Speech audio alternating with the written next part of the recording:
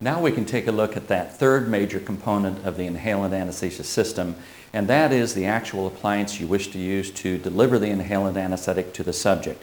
Remember, we have the fresh oxygen and the output of the anesthetic vaporizer coming out to the common outlet. We could actually attach from this common outlet our induction chamber if we wished, or our non-rebreathing system if we wished. But typically what's done in facilities to streamline the process is this. We'll have a diverter valve like this, which will split the stream of inhalant anesthetic into two streams. One stream can be diverted over to the induction chamber so that the fresh gas flows through the induction chamber and out the exhaust system. The other stream can be diverted to the non-rebreathing system such that we have sufficient flow to flush the CO2 out of the non-rebreathing system and back to the exhaust system. The flow of gases through the diverter valve can be controlled just with simple stopcocks, on and off stopcocks. It doesn't have to be a dual diverter system. We have many institutions that use 3, 4, or more diverters. However, if we're going to have more than 2 diverters, we suggest that we have either a flow meter that controls the flow to each diverter that we're wanting to anesthetize the animal with, or we use something that is called an orifice control system.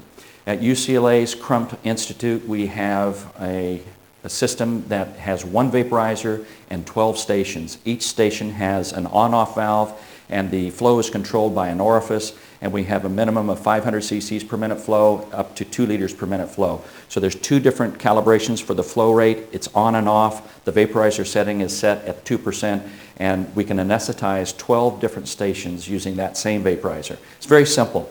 But with this particular setup that we have today, we're going to show you how to initially anesthetize an animal in the induction chamber, take the animal out of the induction chamber, put them on the non-rebreathing system, and be able to do your procedure. The non-rebreathing system is really important. So many times I see in research facilities that an investigator might use a device like this, which is a modified syringe case. And if you look at the principle of operation of this, we would discourage it. And the reason is, if you try to hook this up to where the fresh gas is coming in, there's simply a flow of fresh gas out of this. And if the animal's muzzle is here, that anesthetic gas is coming out into the workspace. A true non-rebreathing system should be a coaxial system, such that there is an inflow of fresh gas into the nose cone or the face mask where the animal's muzzle is placed, and a way for the exhaust gas to flow out. If it's not a coaxial system, you can do 2 things. Number 1, you run the risk of exposing yourself to the inhalant anesthetic, and number 2, you run the risk of not entirely flushing this area of CO2 such that the animal will rebreathe its own CO2. On that issue, I'd like to just point out a couple of other things that we see in conjunction with the non-rebreathing system that is really something that we would sincerely discourage.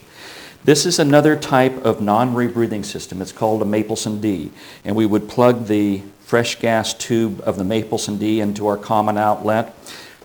The fresh gas comes in at this point. The animal's muzzle would be approximated here. We'd cut a cylindrical or a circular hole, in this diaphragm such that it would seal right around the animal's muzzle, and the exhaust gases would flow out the back of this into the exhaust system. If we're anesthetizing a mouse, this face mask would be appropriate if we use a minimum 500 cc per minute flow.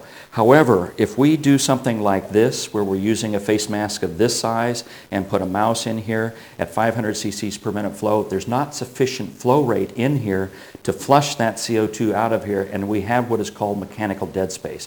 And we want to avoid that mechanical dead space at all costs. So the face mask and or nose cone must be appropriately sized for the muzzle of the animal that you wish to anesthetize. Another issue that we see frequently in research institutions is this. We'll have an investigator who has the Mapleson D non-rebreathing system, and for one reason or another, because of the surgical procedure that they're doing, they'll have the extension like this and maybe turned at a 90-degree angle. We would urge you to not do this, and the reason is the fresh gas comes out right here. This adds to the mechanical dead space, and what will happen mechanically is that animal will rebreathe its own CO2 without this fresh gas coming up and flushing out the CO2 from the system. So keep in mind that the nose cone or face mask has to be close to where the fresh gas comes out without having any more mechanical dead space than the animal can possibly handle.